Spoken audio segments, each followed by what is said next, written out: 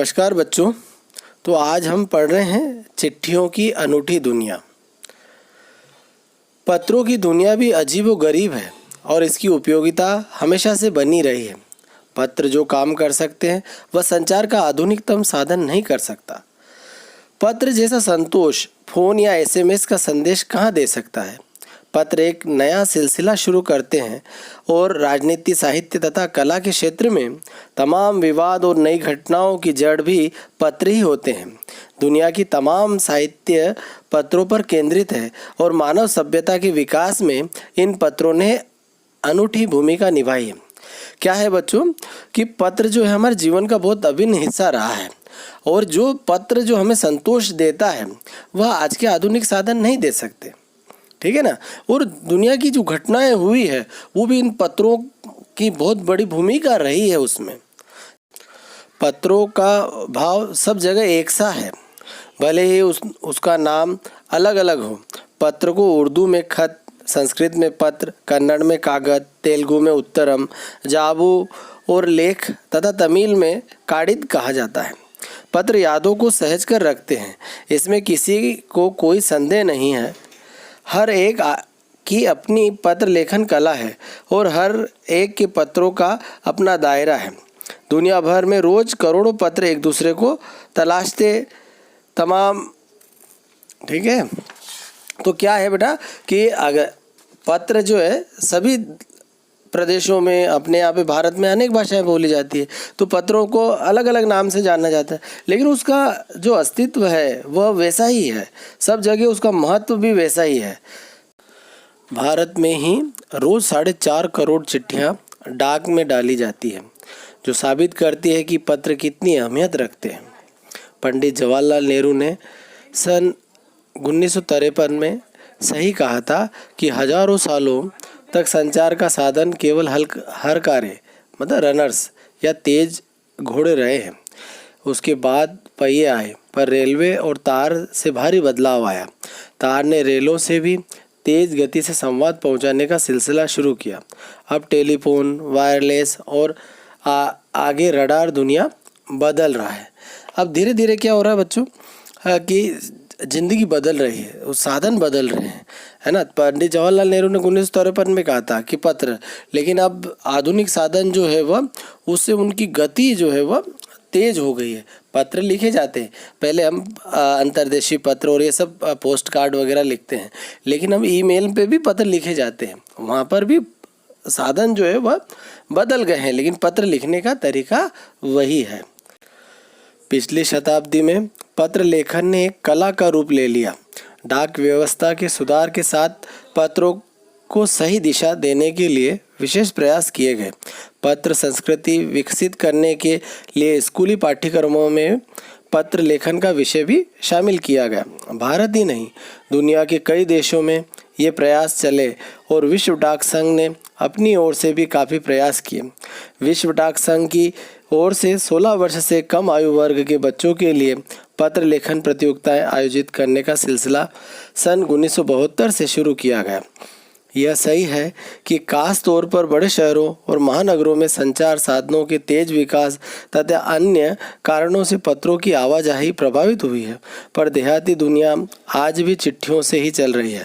Fax, email, telephone तथा mobile ने चिट्ठियों की तेजी को रोका है, पर व्यापारिक डाक की संख्या लगातार बढ़ रही है। तो देखो बेटा पत्रों का कितना महत्व है। इसीलिए जो है आज भी आप हमारे सिलेबस में भी तो आपके पत्र लेखन चल रहा है ना। तो ये उसी महत्व के कारण जो है पत्रों का, और पत्रों में हम अपने विचारों को व्यक्त करने के तरीके और किसकी क्या शैली है, ये सब जो है पत्र के माध्यम से ही मालूम पड़ती है हमको। जहाँ तक पत्रों का सवाल है, अगर आप बारीकी से इसकी तह में जाएं तो आपको ऐसा कोई नहीं मिलेगा जिसने कभी किसी को पत्र न लिखा या न लिखाया हो, या पत्रों का बेसब्री से जिसने इंतज़ार न किया हो। हमारे सैनिक तो पत्रों का जिस उत्सुकता से इंतज़ार करते हैं उसकी कोई मिसाल ही नहीं है। एक दौर था जब लोग पत्रों का महीनों इंतज़ार करते थे, पर अब वह बात नहीं। परिवहन साधनों के विकास ने दूरी बहुत घटा दी है। पहले लोगों के लिए संचार का इकलौता साधन चिट्ठी ही थी, पर आज और भी साधन विकसित हो चुके हैं। ठीक है, अभी क्या बच्चों की फ़ोन से हम डायरेक्ट बात कर लेते हैं, सीधे सीधे बात हो जाती है, इसलिए पत्र लिखने में कम आने लगे हैं और कम लोग पत्र लिखने लगे हैं। लेकिन पत्रों का सेना में और कितना महत्व है। तुमने फिल्म देखी होगी बॉर्डर, है ना, कि संदेश से आते हैं, कितना बढ़िया फिल्म आया गया। तो पत्रों का अपनी दुनिया है, पत्रों का अपना महत्व है। लेकिन अब धीरे धीरे इस जो है फ़ोन और टेलीफोन और मोबाइल और इसके कारण उसमें कमी आ रही है, लेकिन महत्व कम नहीं हुआ है। आज देश में ऐसे लोगों की कमी नहीं है जो अपने पुरखों की चिट्ठियों को सहेज और संजोकर विरासत के रूप में रखे हुए हैं, या फिर बड़े बड़े लेखक, पत्रकारों, उद्यमी, कवि, प्रशासक, सन्यासी या किसान, इनकी पत्र रचनाएं अपने आप में अनुसंधान का विषय है। अगर आज जैसे संचार साधन होते तो पंडित नेहरू अपनी पुत्री इंदिरा गांधी को फ़ोन करते, पर तब पिता के पत्र पुत्री के नाम नहीं लिखे जाते, जो देश के करोड़ों लोगों को प्रेरणा देते हैं। पत्रों को तो आप सहेज कर रख लेते हैं, पर एसएमएस संदेशों को आप जल्दी ही भूल जाते हैं। कितने संदेशों को आप सहेज कर रख सकते हैं? नहीं रख सकते ना। तमाम महान हस्तियों की तो सबसे बड़ी यादगार या धरोहर उनके द्वारा लिखे गए पत्र ही हैं। भारत में इस श्रेणी में राष्ट्रपिता महात्मा गांधी को सबसे आगे रखा जा सकता है। ठीक है, तो क्या है बेटा कि ये पत्र जो है वह अगर नहीं लिखे जाते तो हमें जो महान लोगों के जो संदेश हैं, जो उनकी योजनाएं हैं, जो उनके विचार थे, वो हम पत्रों के माध्यम से ही तो हमने जाने हैं। देखो ना, इसमें पंडित नेहरू के बारे में कहा, उनने जो इंदिरा गांधी को पत्र लिखे गए वो आज भी बच्चों के लिए, लोगों के लिए प्रेरणा का विषय है। ऐसे कितने ही दुनिया के बड़े बड़े लोग हुए, क्रांतियाँ हुई, जिनने संदेश दिए पत्रों के माध्यम से, वो जो है धरोहर के रूप में। तो इन्हें हम धरोहर के रूप में रख सकते हैं। एसएमएस कितने समय तक हमारे पास में रह सकता है? मोबाइल में आज है और सप्ताह भर बाद या 2 महीने बाद वो हमारे पास नहीं रहता और हमें इतना उस याद भी नहीं रहता वो सब चीज़ें। तो पत्र बड़े महत्वपूर्ण होते हैं। दुनिया के तमाम संग्रहालय जानी मानी हस्तियों के पत्रों का अनूठा संकलन भी है। तमाम पत्र देश, काल और समाज को जानने समझने का असली पैमाना है। भारत में आज़ादी के पहले महासंग्राम के दिनों में जो कुछ अंग्रेज अफसरों ने अपने परिवारजनों को पत्र में लिखे हैं, वे आगे चलकर बहुत महत्व की पुस्तक तक बन गए हैं। इन पत्रों ने साबित किया है कि यह संग्राम कितनी ज़मीनी मजबूती लिए हुए था। महात्मा गांधी के पास दुनिया भर से तमाम पत्र केवल महात्मा गांधी इंडिया लिखे आते थे और वे जहाँ भी रहते थे वहाँ तक पहुँच जाते थे। आज़ादी के आंदोलन की कई अन्य दिग्गज हस्तियों के साथ भी ऐसा ही था। तो पत्र जो है बेटा वो संग्रहालय में बन गए, मतलब वो लाइब्रेरी में आ गए हैं। और कौन कैसे पत्र लिखे जाते, हमारा आज़ादी का आंदोलन कितना कठिनतम था या कितनी ज़मीनी हकीकत लिए हुए था, उन लोगों ने अपने घर वालों को जो पत्र लिखे अंग्रेज अफसरों ने, उससे इन सब बातों को हमें ज्ञात होता है। गांधी जी के पास देश दुनिया से बड़ी संख्याओं में पत्र पहुंचते थे, पर पत्रों का जवाब देने के मामले में उनका कोई जोड़ नहीं था। कहा जाता है कि जैसे ही उन्हें पत्र मिलता था उसी समय वे उसका जवाब भी लिख देते थे। अपने हाथों से ही ज़्यादातर पत्रों का जवाब देते थे। जब लिखते लिखते उनका दाहिना हाथ दर्द करने लगता था तो वे बाएं हाथ से लिखने में जुट जाते थे। महात्मा गांधी ही नहीं, आंदोलन के तमाम नायकों के पत्र गांव-गांव में मिल जाते हैं। पत्र भेजने वाले लोग उन पत्रों को किसी प्रशस्ति पत्र से कम नहीं मानते हैं और कई लोगों ने तो उन पत्रों को फ्रेम कराकर रख लिया है। यह है पत्रों का जादू। यही नहीं, पत्रों के आधार पर ही कई भाषाओं में जाने कितनी किताबें लिखी जा चुकी हैं। तो पत्रों का महत्व है बेटा। और जो बड़ी हस्तियां हमारे देश के आंदोलन से जुड़ी हुई थी और जो लोग आंदोलन में भाग ले रहे थे। देखो आज कोई नेता अभिनेता कोई आता तो हम क्या उनके साथ सेल्फी लेते हैं कि हमारे लिए, तो वहाँ उस समय ये सब साधन कहाँ होते थे। उनसे जो संपर्क होता था और उनके जो पत्र रहते थे, वो पत्र ही लोगों को प्रेरणा देते थे और उसी प्रेरणा से जो देश का आंदोलन चला और आज हम आज़ाद देश में सांस ले रहे हैं। तो ये उसमें पत्रों का बड़ा महत्व है, इसे ना भूलें अपन। वास्तव में पत्र किसी दस्तावेज से कम नहीं है।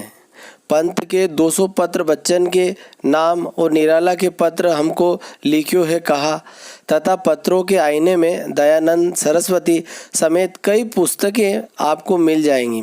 कहा जाता है कि प्रेमचंद खास तौर पर नए लेखकों को बहुत प्रेरक जवाब देते थे तथा पत्रों के जवाब में वे बहुत मुस्तैद रहते थे।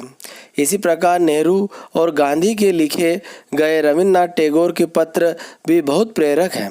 महात्मा और कवि के नाम से महात्मा गांधी और रविन्द्रनाथ टैगोर के बीच सन 1915 से 1941 के बीच के पत्राचार का संग्रह प्रकाशित हुआ है, जिसमें बहुत से नए तथ्यों और उनकी मनोदशा का लेखा जोखा मिलता है। पत्र व्यवहार की परंपरा भारत में बहुत पुरानी है, पर इसका असली विकास आज़ादी के बाद ही हुआ है। तमाम सरकारी विभागों की तुलना में सबसे ज़्यादा गुडविल डाक विभाग की ही है। तो बेटा हमने देखो, हम पहले भी अपन आगे बात कर चुके हैं कि जो महान हस्तियाँ, महान समाज सुधारक, महान नेता, ये जो लोग रहे हैं, उन्हें जो पत्र, अब आज अगर वो पत्र नहीं लिखते एक दूसरे को तो उनके विचार, उनकी अच्छी बातें हम लोगों तक कैसे आती हैं।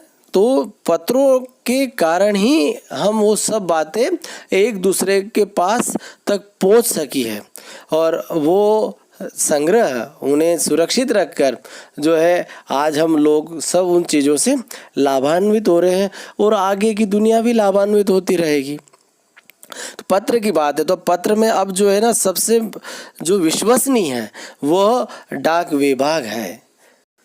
इसकी एक खास वजह यह भी है कि यह लोगों को जोड़ने का काम करता है। घर घर तक इसकी पहुंच है।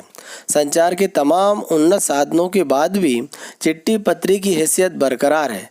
शहरी इलाकों में आलीशान हवेलियां हों या फिर झोपड़पट्टियों में रह रहे लोग, दुर्गम जंगलों से घिरे गांव हों या बर्फबारी के बीच जी रहे पहाड़ों के लोग, समुद्र तट पर रह रहे मछुआरे हों या फिर रेगिस्तान की ढाणियों में रह रहे लोग, आज भी खतों का ही सबसे अधिक बेसब्री से इंतजार होता है। एक दो नहीं, करोड़ों लोग खतों और अन्य सेवाओं के लिए रोज भारतीय डाकघरों के दरवाजों तक पहुंचते हैं और इसकी बहुआयामी भूमिका नजर आ रही है। दूर देहात में लाखों गरीब घरों में चूल्हे मनी ऑर्डर अर्थव्यवस्था से ही जलते हैं। गांवों या गरीब बस्तियों में चिट्ठी या मनी ऑर्डर लेकर पहुंचने वाला डाकिया देवदूत के रूप में देखा जाता है। तो बच्चों, डाकिया और डाक विभाग का हमारे जीवन में बड़ा महत्व रहा है। आज भी बताया ना कि चाहे जंगल हो, चाहे पहाड़ी इलाका हो, चाहे रेगिस्तान हो, हर जगह पोस्ट ऑफिस और डाकिया पहुंचता है और हमारी चिट्ठियां पत्र जो है वहां तक उन्हें पहुंचाता है। इसलिए ये लोगों का यह विश्वसनीय है बना हुआ है और डाकिया तो स्वयं देवदूत के समान है। उसी से जो है लोग इंतज़ार करते हैं डाकिया का, और पत्रों का आज भी हमारे जो देहात में उतना ही महत्व है। ठीक है, अब हम करते हैं प्रश्न अभ्यास। तो पहला प्रश्न है, पत्र जैसा संतोष फोन या एसएमएस का संदेश क्यों नहीं दे सकता? उत्तर ध्यान से सुनना बच्चों। पत्र जैसा संतोष फोन या एसएमएस का संदेश नहीं दे सकता क्योंकि पत्रों का आकार बड़ा तथा उनका अस्तित्व स्थायी होता है, जिन्हें भविष्य के लिए संभाल कर रखा जा सकता है। ठीक है, दूसरा देखें, पत्रों में आत्मीयता, प्रेम तथा गहरा लगाव समाया रहता है और पत्रों को संग्रहित कर पुस्तक का आकार दिया जा सकता है, जबकि एसएमएस को नहीं। पत्र संदेश भेजने का सस्ता साधन है, जबकि एसएमएस महंगा साधन है। पत्र पाने वाले के पास कोई साधन होना आवश्यक नहीं है, पर एसएमएस पाने के लिए मोबाइल फ़ोन होना आवश्यक होता है। समझ में आया? तो दूसरा प्रश्न है, पत्र को खत, कागज, उत्तरम, जाबू, लेख, कागज, पाती, चिट्ठियाँ इत्यादि कहा जाता है। इन शब्दों से संबंधित भाषाओं के नाम बताइए। तो आप मैं पत्र और भाषा का नाम बताऊंगा, है ना। उत्तर इसका ध्यान से देखेंगे ना। क्या है? पत्र ये काय में है? संस्कृत।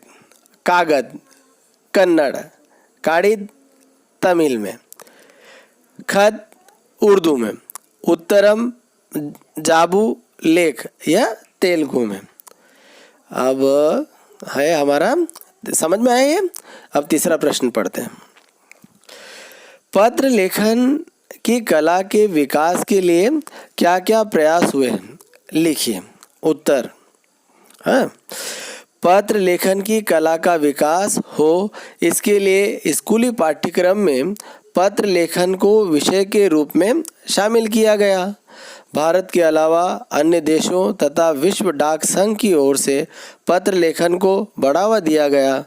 इसके अलावा विश्व डाक संघ ने 1972 से 16 वर्ष से कम आयु के बच्चों के लिए पत्र लेखन प्रतियोगिताएं आयोजित करने का कार्यक्रम शुरू किया है, और उसी का फल है कि हम लोग पत्र हमारे सिलेबस में भी है। अगला प्रश्न, पत्र धरोहर हो सकते हैं लेकिन एसएमएस क्यों नहीं?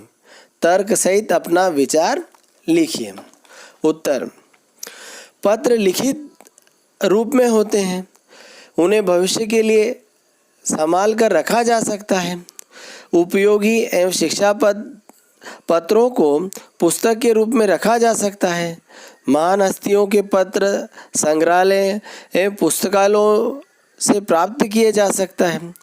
एसएमएस संक्षिप्त तथा मोबाइल फ़ोन पर होते हैं, उन्हें सहेज कर भविष्य के लिए रखना संभव नहीं है। अब है अगला प्रश्न है, क्या चिट्ठियों की जगह कभी फैक्स, ईमेल, टेलीफोन तथा मोबाइल ले सकते हैं? तो उत्तर, संचार के बढ़ते साधनों फैक्स, ईमेल, टेलीफोन तथा मोबाइल आदि का प्रचार प्रसार तथा लोकप्रियता बढ़ती जा रही है। लोग अपनी सुविधा अनुसार उनका प्रयोग भी करते हैं और उनसे पत्रों की संख्या में कमी आई है, पर यह साधन पत्र का स्थान कभी नहीं ले सकते हैं। व्यापारिक तथा विभागीय कार्यों को पत्रों के माध्यम से ही किया जाता है और किया जाता रहेगा। इसके अलावा पत्रों से जो आत्मीयता, प्रेम तथा लगाव मिल जाता है वह संचार के इन साधनों द्वारा नहीं मिल सकती। ठीक है, समझ में आया? देखो बेटा, फ़ोन पे बात हो गई या पत्र वो एसएमएस कर दिया, वो कितने समय याद रहेगा, लेकिन पत्र तो हमेशा बना रहता है ना हमारे पास में। अब है प्रश्न पाठ से आगे के, थोड़ा सा अपने को मन से लिखना रहता है इसमें, फिर भी आप सोचना, मैं आपको जो है कुछ निर्देश दे देता हूँ। तो इसका पहला प्रश्न है, किसी के लिए बिना टिकट सादे लिफाफे पर सही पता लिखकर पत्र बेरिंग भेजने पर कौन सी कठिनाई आ सकती है, पता कीजिए। तो मैं समझाता हूँ आपको, अभी आपको इसका काम नहीं पड़ा होगा लेकिन हम आपको बताते हैं ना, आप ध्यान देना। तो उत्तर सुनना, बिना टिकट यदि पत्र भेज दिया जाए तो हमें निम्नलिखित कठिनाइयाँ आ सकती हैं। क्या होता है? संभवतः पत्र गंतव्य तक पहुँचे ही ना, ठीक है, पत्र ही नहीं पहुँचे, या फिर प्राप्तकर्ता को निश्चित टिकट के मूल्य का दूना दाम चुकाना पड़ सकता है ना। उसका पोस्ट मास्टर वो आता है ना, डाकिया, फिर जिसके पास पत्र पहुँचता है उस पैसा लेता है, वो उसका डबल चार्ज लगता है। या फिर क्या होता है, प्राप्तकर्ता के पास उस समय पैसा न होने पर अनावश्यक परेशानी का सामना करना पड़ सकता है। या फिर क्या है, पत्र के लिए उचित राशि न दिए जाने पर पत्र वापस आ सकता है और हमारा संदेश बिना पहुँचे रह जाएगा। ठीक है, तो दूसरा प्रश्न है, पिन कोड भी संख्याओं में लिखा गया एक पता है, कैसे? सुनने में संक्षिप्त सा लगने वाला पिन कोड शब्द का पूरा नाम पोस्टल इंडेक्स नंबर है। यह 6 अंकों का होता है। इसके हर अंक अपने में कुछ न कुछ छिपाए हुए हैं। इसका पहला अंक राज्य को, अगले 2 अंक उपक्षेत्र को तथा अंतिम 3 अंक संबंधित डाकघर को सूचित करते हैं। इस आधार पर कह सकते हैं कि पिन कोड संख्याओं के रूप में लिखा गया एक पता ही होता है। तीसरा प्रश्न है, ऐसा क्यों होता था कि महात्मा गांधी को दुनिया भर से पत्र महात्मा गांधी इंडिया पता लिखकर आते थे? उत्तर, महात्मा गांधी भारत में ही नहीं विश्व में जाने वाले व्यक्ति थे।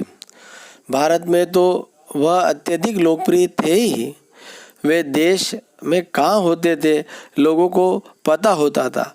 वास्तव में वह कहीं भी रहे पत्र उन तक पहुंचा दिया जाता था और उन्हें मिल जाता था। वे किसी एक परिवार या स्थान के न होकर पूरे भारत के प्रतिनिधि थे। इसलिए महात्मा गांधी इंडिया पता लिखकर उन्हें पत्र भेजा जाता था, है ना, क्योंकि महात्मा गांधी कहीं भी हो तो वो क्या है कि सब लोगों को उनके बारे में पता होता था। तो और इतने चर्चित हो गए थे हमारे राष्ट्रपिता, हमने उन्हें माना, तो अब पत्र आसानी से उन तक पहुंच जाता, वो कहाँ है सबको मालूम रहता था। ठीक है, धन्यवाद। आप उम्मीद है आपको ये सब समझ में आया होगा। जय हिंद, जय भारत।